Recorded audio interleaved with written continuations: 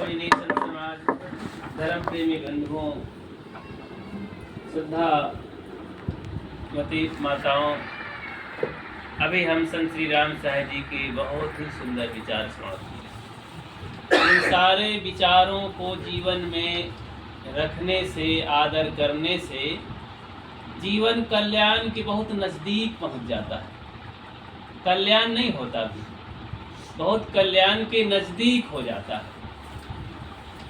श्रद्धा, भक्ति, सद्गुण, सदाचार, न्याय, नीति, सच्चाई, शुद्धता, सफाई, ये सारे सद्गुण कल्याण के अंग हैं।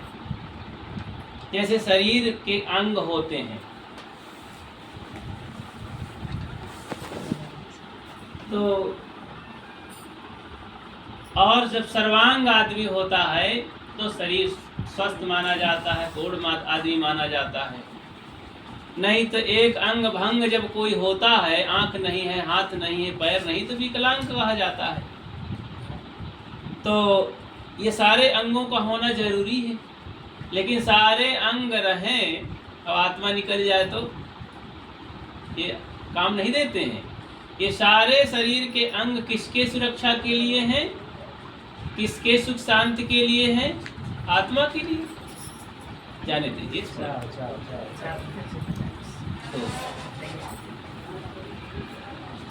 तो ध्यान दीजिए। तो खास बात कौन हुई बताओ? आत्मा हुई ना। सदगुरु कबीर कहते हैं, मूल गहे ते काम है, तय मत भरम भुलाओ, मन सायर मन साल हरि, बहे कतहु मत जाओ। मूल को पकड़ने से काम होता है, और मूल को न पकड़ करके हम इधर उधर भ्रम भूल में पड़े रह जाएं तो कोई काम होने वाला नहीं। जैसे बाग में माली रहता है तो क्या सींचता है? मूल को सींचता है। वो पत्ता पत्ता पानी नहीं डालता है। एक माली अपने बेटे को बता करके चला गया कहीं निमंत्रण कि बेटा देखो, सब पौधे हरे भरे होने चाहिए और सूखना नहीं चाहिए। अब बेटा को पता नहीं, वो अपना पात्र हजारा उठाया और ऊपर ऊपर छिड़काव कर दिया पानी का, और ऐसा करता रहा और पौधे सूखने लगे। माली आया 2-4 दिन में, देखा कि पौधों की हालत तो बहुत बिगड़ गई है। उसने कहा, पिताजी मैं पानी तो छिड़काव करता था। कहना, अरे बेटा तू पत्ता पत्ता में छिड़काव कर देता था, जड़ में तो पानी पहुंचता ही नहीं था, अब पौधे सूखने लगे। तो इस तरह से माली समझाया अपने बेटे को, तब उसे समझ में आया कि मूल को सींचना चाहिए। मूल माने जड़, खास चीज। तो जीवन में खास चीज है आत्मा। आत्मा की शांति, आत्मा का कल्याण, आत्मा की शुद्धता, आत्मा की सफाई, आत्मा की मुक्ति, कुछ कह लो ऐसे। तो इसी आत्मा के लिए आप कहते हैं हम भगवान का भजन कर रहे हैं, गुरु महाराज का भजन कर रहे हैं। अरे गुरु महाराज का, भगवान का नहीं भजन कर रहे हैं, हम अपनी आत्मा के लिए कर रहे हैं। हमारा बहुत बड़ा स्वार्थ है। अब आत्मा का स्वार्थ न हो तो भगवान की कौन जरूरत है और गुरु महाराज की कौन जरूरत है? हमारी गर्ज है, बहुत बड़ी गर्ज है।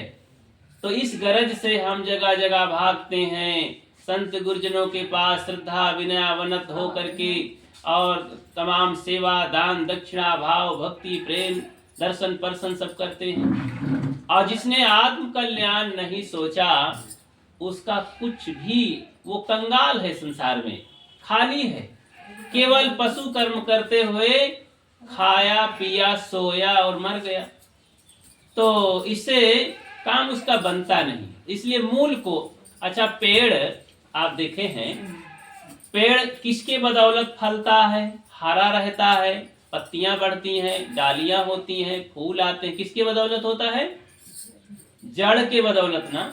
जड़ काट दिया जाए तो पौधा सूख जाता है, जड़ में पानी ना पड़े तो पौधा सूख जाता है।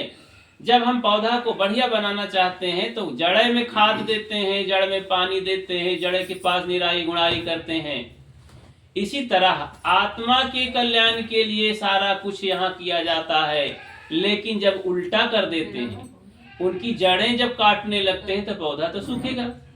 जड़ में जब हम पानी ना दे करके ऊपर देते हैं तो पौधा तो सूखेगा। इसी तरह आत्मा को दुख होता है, आत्मा बंधन में होता है, आत्मा को नरक हो जाता है। कब? जब हम उल्टा चाल चलते हैं। तो काम तो करते हैं, लेकिन उल्टा जब चलेंगे तो पौधा सूखने लगेगा। देखो एक उदाहरण सुना के मैं बंद करता हूं। एक राजा था, तो राजा के पास 5 रानियां थी। तो 5-6 रानियां थी, छोटी बड़ी सब थी, और उसी में बुद्धिमान बुद्धिहीन इस तरह की भी थी। तो राजा के मन में हुआ कि ये रानियों के बीच में रहते रहते काफी दिन हो गए, मैं जरा देशाटन कराऊं। तो सबका मन होता है कभी कभी घूमे टहले, घर में रहते रहते बहुत घबराते हैं लोग। तो चला गया, घूमते घूमते तीर्थाटन करते करते बंबई चला गया। तो बंबई नगरिया तू देख बबुआ, लोग गाया करते हैं। तो बंबई तो बहुत अलग चीज है, समुद्र के किनारे भी है, लोग देखने जाते हैं और घूमते घूमते चौपाटी भी पहुंच जाते हैं। तो वहां जब गए राजा महोदय, तो वहां एक से देखे तमाम, और मीना बाजार भी देखे, वहां के तमाम और भी बड़े बड़े मॉल देखे। तो सोचे कि मेरी रानियों के लिए यहाँ बहुत बहुत सामग्री है, राजा महाराजाओं के लिए। तो भाई वहां तो सब राजा ही लोग हैं, लेते चलते हैं। तो चिट्ठी लिखा, तब चिट्ठियाँ चलती थी, फोन नहीं था। तो लिखा अपने जो है रानियों के लिए कि यहाँ पर मैं इस समय बॉम्बे में हूँ, आप लोग जो चाहें अपनी मनचाहा चीजें चिट्ठी में लिख करके पूरा पर्चा बना करके मुझे भेजिए, मैं सबके लिए लेते आऊं। तो अब भला अपने पति से आज्ञा पाकर कौन रानी नहीं मांगेगी? वो तो बिना कहे ही पर्चा में पर्चा बनाती रहती हैं, अकोसती भी रहती हैं अपने पति को कि तुम्हारे कमाई में अटता नहीं है, ये नहीं है, वो नहीं है, जब से आई मैं कंगाल के घर में आ गई। कई लोग तो ऐसा उदाहरण दिया करते हैं उलाहना। तो रानी राजा का ऑर्डर पा करके सभी रानियां चिट्ठी लिखती हैं। तो कोई श्रृंगार की चीजें लिख दिया, अरे लाखों का सामान लिख दिया, कोई खाने पीने के लिए लिख दिया। अब वो जीभ चटोर रही होंगी तो वही मिठाई चाहिए, ऐसी बर्फी चाहिए, रसगुल्ला चाहिए, ये चाहिए, वो चाहिए, सब लिख दिया, काजू बादाम किशमिश। और कोई गहना के बारे में लिख दिया, मुझे ऐसा गहना चाहिए, ऐसा हार चाहिए, ऐसा बहुटा चाहिए, सब लिख दिए। तो अब कोई कपड़े साड़ियों के बारे में लिख दिए। तो ऐसे 4-5 रानियां सब चिट्ठी भेजी। एक रानी जो सबसे छोटी थी और थोड़ा से सज्जन प्रकृति की थी, सतोगुणी वाली वृत्ति थी, वो राजा के गुणों को देखकर पीछे से वो शादी कर ली थी कि राजा बहुत सज्जन है, बुद्धिमान है और इनके साथ मेरा भी जीवन कट जाएगा। तो ये गुणों को देखकर आई थी। तो उसके पास कोई चाह नहीं थी, मांग नहीं थी। उसने चिट्ठी में लिखा कि मुझे केवल आप चाहिए बस। तो चिट्ठी गई तो सब का सामान देख करके राजा को ये खुशी मिली कि मेरी रानियां मुझसे मांगी तो हैं भला। बहुत सारा सामान देख करके राजा को अच्छा लगा कि मेरी हैसियत के हिसाब से मेरी रानियां मांगी, कोई 4 लाख का, कोई 1 लाख का सामान। तो अब छोटी रानी को देखा तो राजा मुंह लटका दिया, ये कैसी रानी, पागल वगल हो गई है क्या? ये तो कुछ लिखा ही नहीं, सादा चिट्ठी भेज दिया मेरे पास, 2 शब्द लिखा है केवल आपको चाहिए। अब ये क्या, इसका मतलब क्या होता है, कौन सामान होता है? तो मंत्री साथ में था, वो समझाया कि हुजूर ये रानी ही सबसे प्यारी रानी है आपकी, आप इसको कुछ नहीं चाहिए आपसे, ये आपको चाहती है। तो थोड़ा बुद्धि लगाया, ज्यादा नहीं समझ पाया अभी, थोड़ा बुद्धि लगाया और हाँ कर लिया, अच्छा अच्छा ठीक है ठीक है। सारा सामान मंगवाया, ट्रक में लादा और फिर चल पड़ा। 1 सप्ताह बाद यहाँ आया तो जैसे पता मिली तो सब रानियां दौड़ दौड़ करके ठेला ओला ले करके, गाड़ी लेकर के चौराहे में पहुंची कि कहीं छुटकैवा न पहुंच जाए। तो अपना अपना सामान पर्चा लेकर गिनाने लगी, ये मेरा है, ये मेरा है, ये मेरा, सब लदवाने लगी। राजा ने कहा भाई जिनका जौन सामान है, ये पर्चा है, सबका दे दो, अपने अपने ले जाएं। तो जब सबका सामान बट गया तो राजा सोचे कि भाई जो मुझे मांगे हैं मैं भी एक सामान हूँ, तो मैं चला जाऊं।